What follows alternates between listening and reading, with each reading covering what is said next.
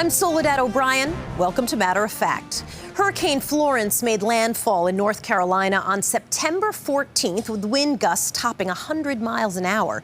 But it was the torrential rain and flooding that proved most devastating and deadly. According to the National Weather Service, Florence dumped an estimated 8 trillion gallons of rain on North Carolina alone. That's enough to fill the Dallas Cowboys Stadium 8 times over. Nearly 50 deaths have been blamed on the storm, and more than 22,000 people just in North Carolina had to seek emergency shelter. Samuel Gunter is the executive director of the North Carolina Housing Coalition, and he says the immediate emergency response to the hurricane taking place right now is just the start of a rebuilding process that will take decades.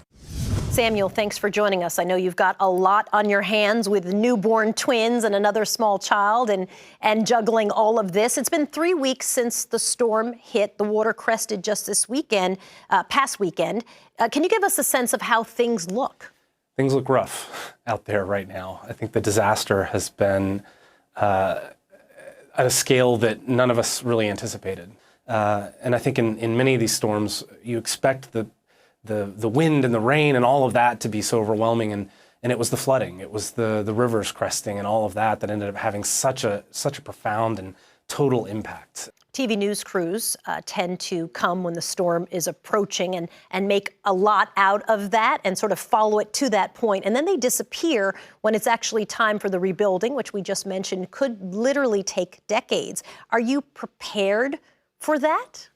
So you're right. It's a very compelling image seeing folks be rescued off of roofs, right? Or news broadcasters standing waist deep in water. That's a compelling image. But what we know about this storm, because we know it about Hurricane Matthew, which hit North Carolina 2 years ago, we know it about Katrina, we know it about all of these storms, is that they end up hitting communities that are already have this incredible inequality. Where there's already so much work needed, and the storm exacerbates that. Well, and some people were waiting already, right? I mean, these are people who've often been waiting 2 years because of what happened with the last hurricane in 2016. I guess I don't understand why is it so hard for them to get money from the feds? So I think part of the challenge in North Carolina is once upon a time, when Hurricane Floyd hit in the 90s, we had a robust network of community development organizations scattered across the state. A number of years ago, was that network of community development organizations lost their state appropriation. And so when Matthew hit, that expertise in how to deploy those funds had gone.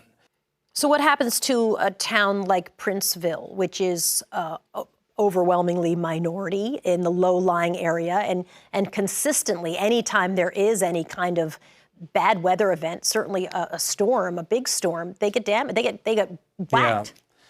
Yeah. You know, the case of Princeville has particular meaning in North Carolina as one of the first communities founded by freed slaves, right? So there's this historic significance to a place that you don't want to abandon, right?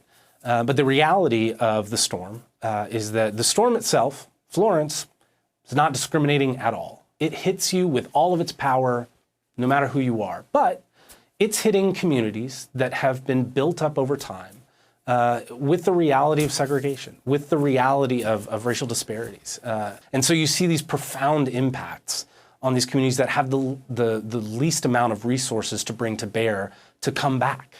The least amount of resilience to really survive these over and over again. I want to end by mentioning your story. As I started, you just had, like, literally 5 minutes ago, just had twin baby girls. You have a 2-year-old. Your house flooded, plus there were the tornadoes.